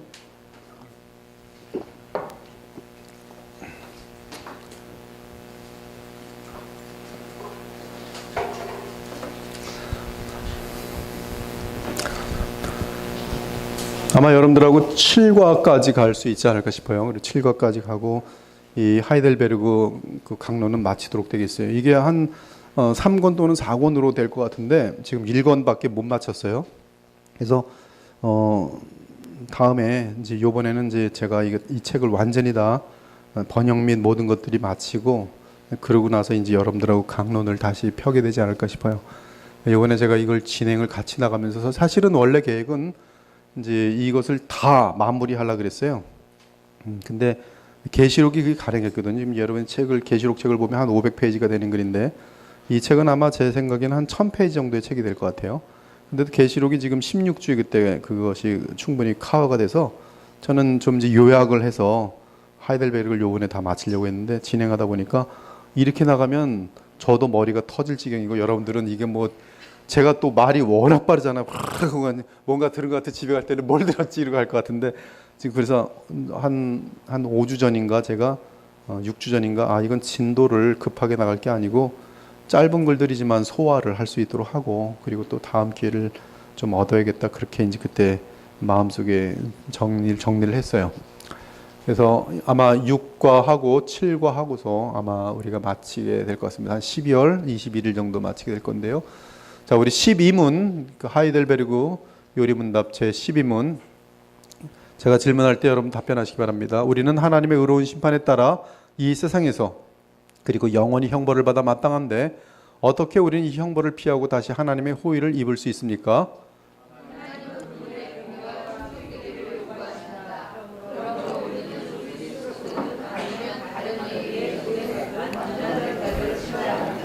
우리는 스스로 그 대가를 치를 수 있습니까?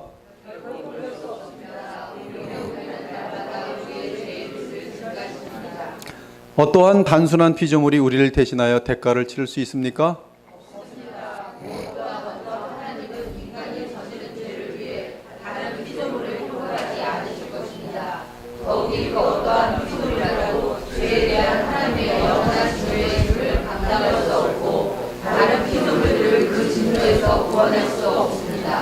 우리는 어떠한 중보자와 구원자를 찾아야 합니까?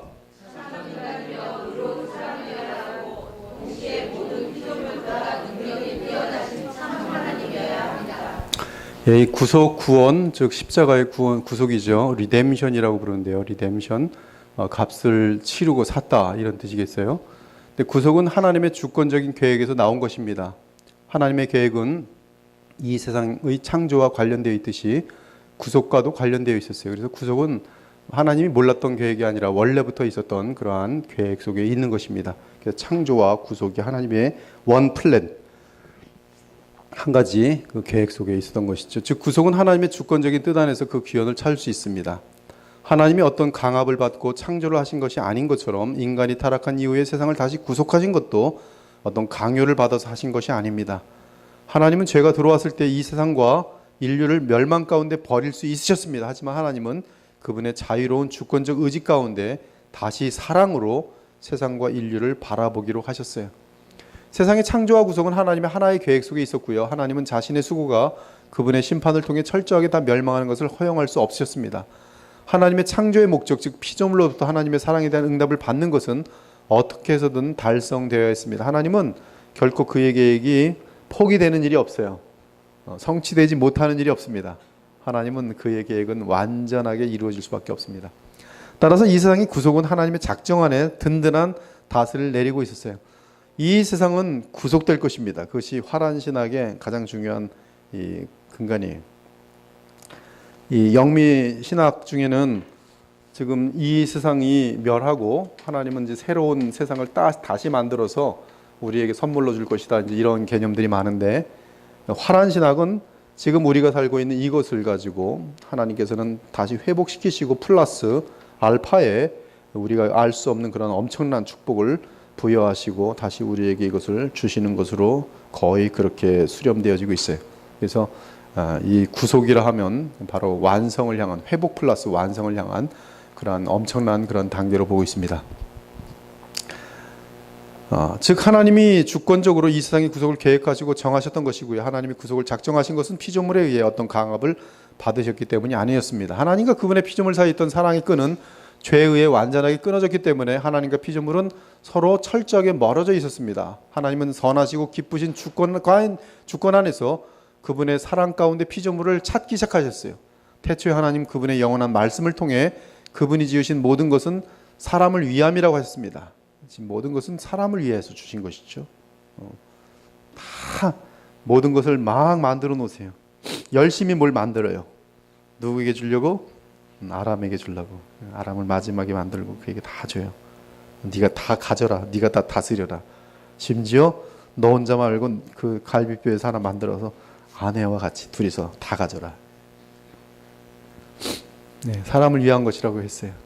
사람이 죄로 타락하여서도 하나님 그분의 영원한 말씀 안에서 그들을 위해 그들에게 주시고자 하는 마음 변함이 없었습니다. 그래서 우리가 영원한 나라에 들어가면 다 주세요. 새하늘 같은 땅에 다 주세요. 하나님. 하나님은 주시기를 기뻐하시는 분이세요. 그분의 속성입니다. 이에 요한복음 1장은 타락 이전 및 이후와 상관없이 영원한 말씀은 생명이었으며 이 생명은 사람들의 빛이었다고 증거합니다. 구속은 파괴된 언약이 하나님에 의해 회복되었음을 의미합니다.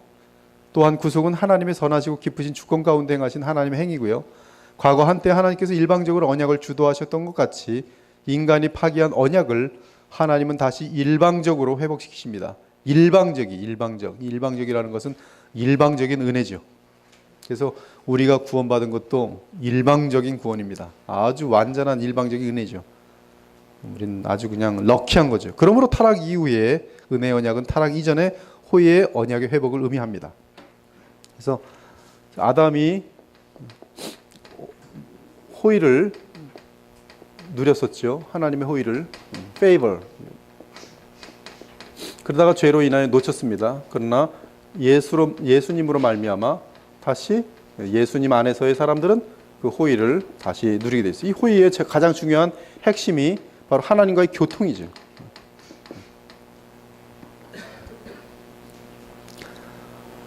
이제 하나님은 은혜의 언약을 통해 하나님의 은혜, 즉 피조물이 잃었던 호의를 다시 베푸십니다. 여기 피조물은 이제 사람이 일단 일반적으로 이 사람이 되겠어요. 그 만물의 영장이기 때문에. 아담은 하나님의 호의 언약의 머리였지만 자격을 잃었습니다. 그는 다시 인류의 머리가 될 수 없었어요. 그 이유는 그가 그로 인하여 타락한 인류를 그 깊은 수렁으로부터 하나님과 교제할 수 있는 자리로 오르게 할 수 없기 때문입니다. 이에 하나님은 인류가 다시 하나님과 교제할 수 있도록 하기 위해 성육신하신 말씀이신 그리스도를 인류의 머리로 주셨어요. 즉 사람이 된 말씀이죠. 사람이 된 말씀을 인류의 머리로 주셨어요. 이것은 하나님의 안전장치며 영원한 지혜입니다. 이것은 실패할 수가 없는 하나님의 방법이에요. 맨 처음에 사람의 복됨은 영원한 말씀 안에 거하면서 아담과 말씀 사이에 친교에 달려 있었어요. 즉 아담이 말씀과 함께 더불어 잘 지내는 한, 즉 말씀을 순종하는 한, 이 말씀은 이제 계속 이 특이한 장치를 가져서 바로 그 로고스, 즉 그 요한복음 1장에 나오는 바로 그 말씀을 지금 의미하고 있어요. 예수님이 되신 그 말씀. 하나님이 이 말씀을 통하여 지금 아담과 교통을 나누시고 계시죠. 이 말씀은 이제 매개체로 지금 일단은 있습니다. 그래서 말씀 사이에 아담은 그 하나님이 주신 말씀을 받들어 그 말씀을 순종하는 한, 그렇죠? 그 영원한 말씀 안에 있으면서 하나님의 복을 받고 있었죠. 하지만 은혜 언약 안에서 사람의 구원은 둘째 아담으로 인류의 머리로 행하셨던 영원한 말씀 안에만 놓이게 됩니다. 즉 이제는 여기는 이제 어떤 그 인류가 아담에 의해서 실패할 가능성이 있었지만 두 번째 케이스는 바로 둘째 아담이 말씀인데 말씀이신 그분이 둘째 아담이 됨으로 말미암아 아담과 말씀 사이에는 갭이 있을 수가 없어요. 이때는 갭이 생겼죠. 아담이 말씀을 불순종했지만 말씀 그분이 아담이 되신 가운데는 그 둘째 아담이 말씀 그 자신인데 말씀을 위배할 리가 없죠. 그러므로 영원한 말씀 안에만 놓이게 되죠. 인류는 안전한 것이죠. 즉 그리스도 안에서 구원받은 사람은 영원히 안전한 것이. 즉 인류의 구원은 그 머리를 통해서 철저하게 보장됩니다. 여기 인류는 이제 물론 그리스도 안에서의 새 인류가 되겠어요. 그 머리는 구원을 통해 사람이 다시 하나님과 교제할 수 있도록 하셨어요. 이것은 대단히 중요한 개념이에요. 여러분들이 이 클래스가 다 끝나도 이 개념을 다시 좀 숙지할 필요가 있어요. 반복하면서. 아마 제가 볼 때는 상당히 많은 분들이 이 책이 나오면은 아마 보게 될 것 같아요.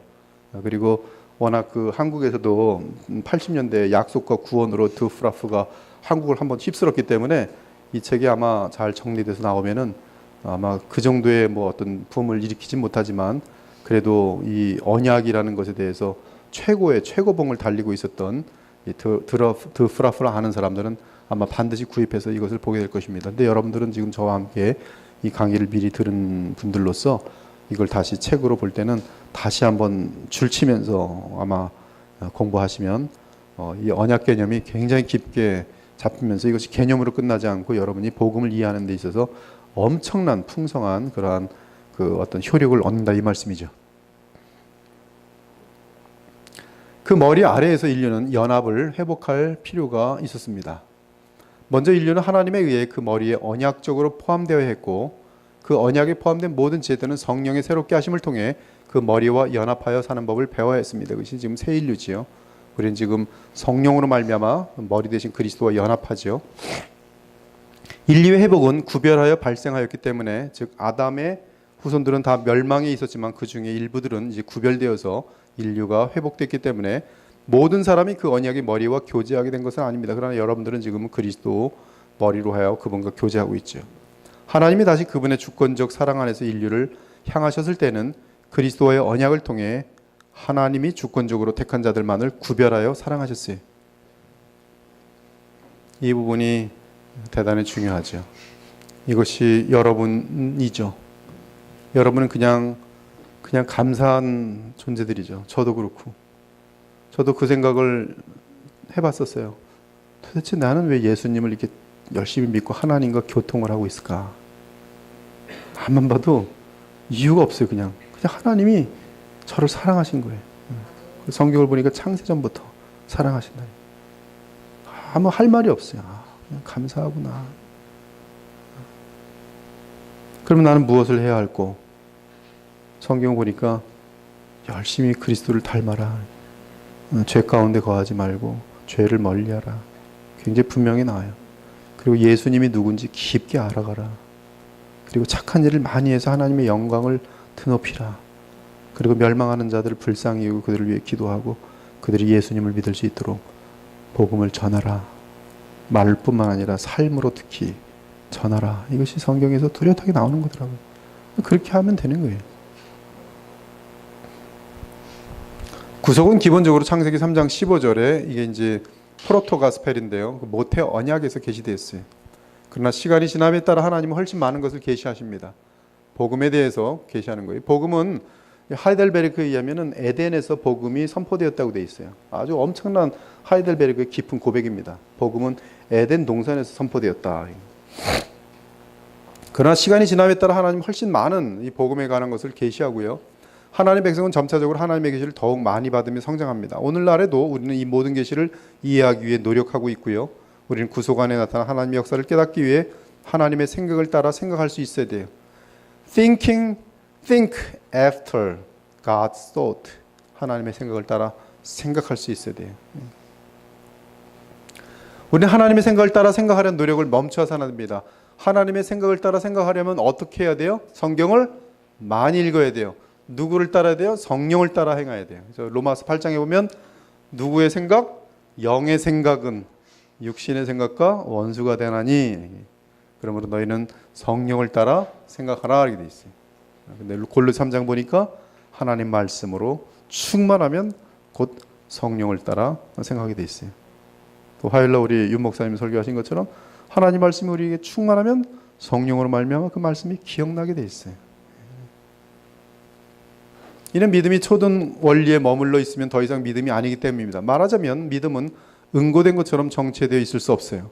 믿음은 끊임없이 하나님의 사랑의 깊이와 위대함을 보고자 노력합니다. 물론 이 의미가 우리의 삶 가운데서 하나님의 사랑의 증거를 계속 새롭게 찾기를 갈구한다는 뜻은 아니에요. 우리의 모든 관심은 누구에게 있어야 돼요? 증거가 아니라 예수님께 있어야 돼요. 예수님. 우리의 믿음은 우리의 삶에 나타난 사랑의 증거들을 넘어서서 하나님을 향해 쉬지 않고 나아가야 합니다. 누구든지 삶 가운데서 하나님의 사랑의 증거들만을 찾으려 할 때 그의 믿음은 결국 새롭고 신선한 특성을 잃게 될 것이에요. 그래서 너무 간증 좋아하지 마세요.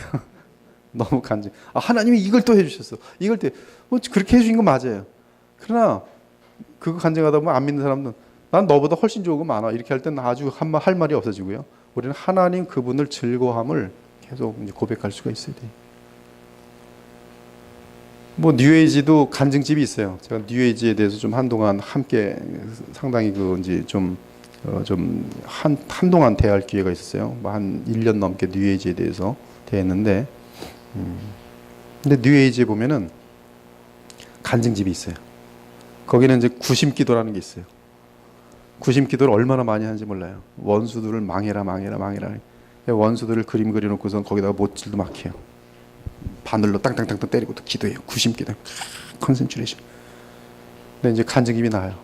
내가 그날 우리 집 옆집에 그 악인을 무너뜨리려고 그냥 벽에다가 그 사람의 이름을 써놓고서는 계속 거기다가 이제 저주를 하면서 기도를 했더니 3일 후에 딱 봤더니 쫄딱 망했더라.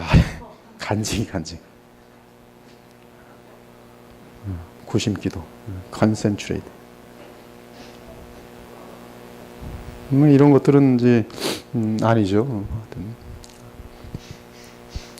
믿음은 하나님의 사랑의 두 가지 목적을 알기를 원하는데요. 하나는 사랑의 기원이신 하나님을 알기를 원하며 다른 하나는 그 사랑이 임한 우리의 삶을 알기를 원합니다. 특히 그 사랑의 시작점을 알기를 원해요. 그 시작점은 다시 하나님이죠. 어거스틴의 말은 이 의도를 갖고 말한 것이 확실합니다. 한번 다 같이 읽어보죠. 어거스틴의 말 중에 가장 위대한 말 중에 하나예요. 시작. 나는 이해하기 위해 믿는다. 믿지 않으면 이해할 수 없다는 거예요. 내가 하나님 말씀을 믿을 때 모든 세계가 보인다는데 모든 세계가 이해된다는 거예요. 인간은 거꾸로 하죠. 내가 이해되면 믿는다. 설득되면 믿는다. 그러나 하나님의 계시에 관한 한 어거스틴은 분명히 말했어요. 나는 이해하기 위해 믿는다. 그는 하나님의 사랑이 어떻게 나타나는지를 알기를 원하였을 뿐만 아니라 믿음을 통해 하나님의 사랑을 더욱 온전하게 깨닫기를 원하였어요. 교리문답은 하나님의 구속하시는 사랑을 깊게 생각한다. 이는 믿음에 의해 묵상하는 것을 의미합니다. 사람들 중에는 간혹 교리문답이 스콜라적인 방법을 사용하고 있다고 비난하는 사람들이 있어요. 스콜라주의는 인간의 논리에 하나님을 끼워 맞추는 사상이었습니다. 따라 스콜라주의는 하나님의 말씀 안에 나타난 하나님의 계시를 믿지 않습니다. 그들에게 있어서 믿음이란 사람이 이해할 수 없을 경우만 사용하는 임시적 수단이에요. 그러나 일단 구원이 어떤 특별한 방법으로 임하여야 한다고 논리적으로 설명되면 스콜라주의는 그 방법을 받아들인 후 더 이상 하나님의 말씀을 필요로 하지 않습니다. 이처럼 스콜라주의는 믿음 대신 이성과 증거를 사용했어요. 토마스 아퀴나스가 이 스콜라주의의 대표적인 그런 어떤 그 신학자인데요. 굉장히 많은 그런 어떤 그 일반 은총이라는 부분에서 설명을 많이 합니다. 말씀 필요 없이. 교리문답의 질문 중에 우리는 어떠한 중보자와 구원자를 찾아 합니까? 중보자는 왜 인간이고 의로운 사람이어야 합니까? 중보자는 왜 동시에 하나님이어야 합니까? 같은 질문들이 있습니다. 이 질문들은 믿음보다는 스콜라주의 방법으로 어떤 증거를 찾으려는 듯한 인상을 줄 수 있어요. 하지만 신앙 고백은 사실은 어거스틴의 마음 자세를 취한 것이라 볼 수 있어요. 즉 더 많이 이야기를 추구하는 믿음을 취한 것이. 그러므로 교리문답이 결코 믿음을 놓친 것이 아닙니다. 오직 믿음만이 하나님의 말씀 안에 있는 주의 계시를 이해할 수 있으며 끊임없이 그 계시를 연구함으로 더욱 믿음은 깊어가는 것이, 그리스도인들은 자연에서 이성적인 증거를 찾아내어 하나님의 말씀의 계시를 보완하려는 모든 시도를 거절해야 됩니다. 요새는 이런 싸움들이 많아요. 요새 특히 요 중에 하나가 뭐냐 하면 이제 진화론적 유신론, 이런 것들이 이제 말씀의 계시를 보완하려는 인간적인 도움을 주려고 하는 것이죠. 그러나 그런 우리는 그런 것들이 성경에 도움이 되잖아요. 성경은 성령이 친히 역사하시고 감동시키셔서 주님께로 오게 하는 것이지. 그렇구나. 설득돼서 과학을 보니까 그렇구나. 과학을 따라서 이렇게 하나님 믿게 되는 것이 아니에요. 그 이유는 순서가 뒤집혀 있기 때문입니다. 과학이 필요 없다는 얘기가 아니에요. 그러나 과학보다 무엇이 앞서요? 계시가 앞서요. 계시가. 그것이 대단히 중요한 거죠. 우리는 절대로 우리의 자연스러운 생각을 우리의 생각의 기준으로 삼아서는 안 됩니다. 만일 우리의 자연스러운 생각이 기준이 되면 우리는 하나님 말씀의 계시를 가능한 최대로 내 생각에 맞추려고 할 것이에요. 이는 거꾸로 돼야 합니다. 즉 하나님의 영이 주의 말씀을 통해 우리의 생각을 주관하도록 하셔야 돼요. 아멘입니까? 네, 그래야지만이 우리의 생각이 하나님의 생각을 따라갈 수가 있어요. 내 생각이 하나님 생각을 판단하는 것이 아니라 내가 낮아져서 하나님의 말씀을, 성령을 따라 생각할 때에, 이때 우리는 말씀의 조명하심으로 세상을 다시 이해할 수가 있게 돼요. 하나님의 사랑이 우리 속에 깊어지면은 모든 이 이파리 하나 보고도요, 하나님의 존재와 사랑을 볼 수가 있어요. 조금도 의심할 수 없어요. 거기에 있는 완전한 질서. 자, 2개만 더 하고 끝날게요. 만일 우리가 교리문답의 정신을 이해한다면 우리의 자세는 하나님 말씀의 계시에 충성스럽게 복종하는 것이 될 것입니다. 그러한 자세에서 우리는 그리스도 안에 있는 하나님의 놀라운 구속의 역사를 이해하고자 합니다. 그러므로 교리문답이 우리는 어떠한 중보자와 구원자를 찾아야 합니까? 라고 물을 때 이는 우리 자신 안에서 그 대답을 찾고자 하는 것이 아니라 도리어 주의 말씀과 성령에 의해 조명을 받아 그 대답을 찾고자 하는 것입니다. 중보자는 말씀과 믿음에 의해 우리에게 계시됩니다. 하지만 우리는 믿음을 통해 말씀 안에서 끊임없이 더욱 중보자를 찾아야 합니다. 이러한 탐구는 단순한 지적 만족을 위한 안일한 수고가 아니라 우리의 전심과 생명을 다하는 탐구를 의미하는 것이, 우리가 예수 그리스도 안에서 하나님의 계시를 더욱 온전하게 깨닫고자 할 때 이는 우리의 개념을 분명하게 할 뿐만 아니라 물론 믿음적인 개념을 의미하죠. 그리스도께 더욱 가까이 나아가 그분과 더 깊은 교제를 나누게 만듭니다. 그러므로 하나님의 계시를 묵상하는 것은 참으로 귀한 일이, 우리가 하나님 말씀의 계시를 믿음 안에서 묵상할 때 우리의 전심과 삶 전체가 관련되도록 되어 있어요. 오늘 여기까지 하고 또 다음 주에 만나 뵙겠습니다. 하나님 감사합니다. 오늘 계속적으로 저희들이 하이델베르크의 신앙 고백을 통해서 정말 성경 전체에서 복음적인 관점에서 이 하이델베르크를 이해하고 있습니다. 주님, 특별히 또 주님께서 역사 속에서 귀히 사용하셨던 그 프라프를 통해서 우리에게 교훈하고 계시는데, 저희들이 이 말씀을 잘 받아서 풍성한 참 복음의 그러한 능력들과 은혜들을 맛보게 하시고, 지금 세상은 어둠과 혼란 속으로 치닫고 있는데 오히려 저희들은 더욱더 말씀과 기도와 또 이러한 귀한 글들을 통해서 더욱 깨어서 도리어 어두울수록 빛을 발하고 더러울수록 더욱더 깨끗함의 아름다움을 드러낼 수 있는 그런 하나님의 자녀로 우뚝 설 수 있는 그런 그리스도의 보혈교회 모든 지체들과 또 오늘도 말씀을 나누는 귀한 하나님의 자녀들이 될 수 있도록 인도하여 주시옵소서. 오늘도 돌아가는 발걸음 함께 하시며 신기한 하늘로부터 내려오신 그런 성령의 기쁨과 은혜가 우리 마음 가운데 충만케 하여 주옵소서. 감사드리며 살아계신 우리 주 예수 그리스도의 이름으로 기도 올려옵나이다. 아멘. 예, 감사합니다.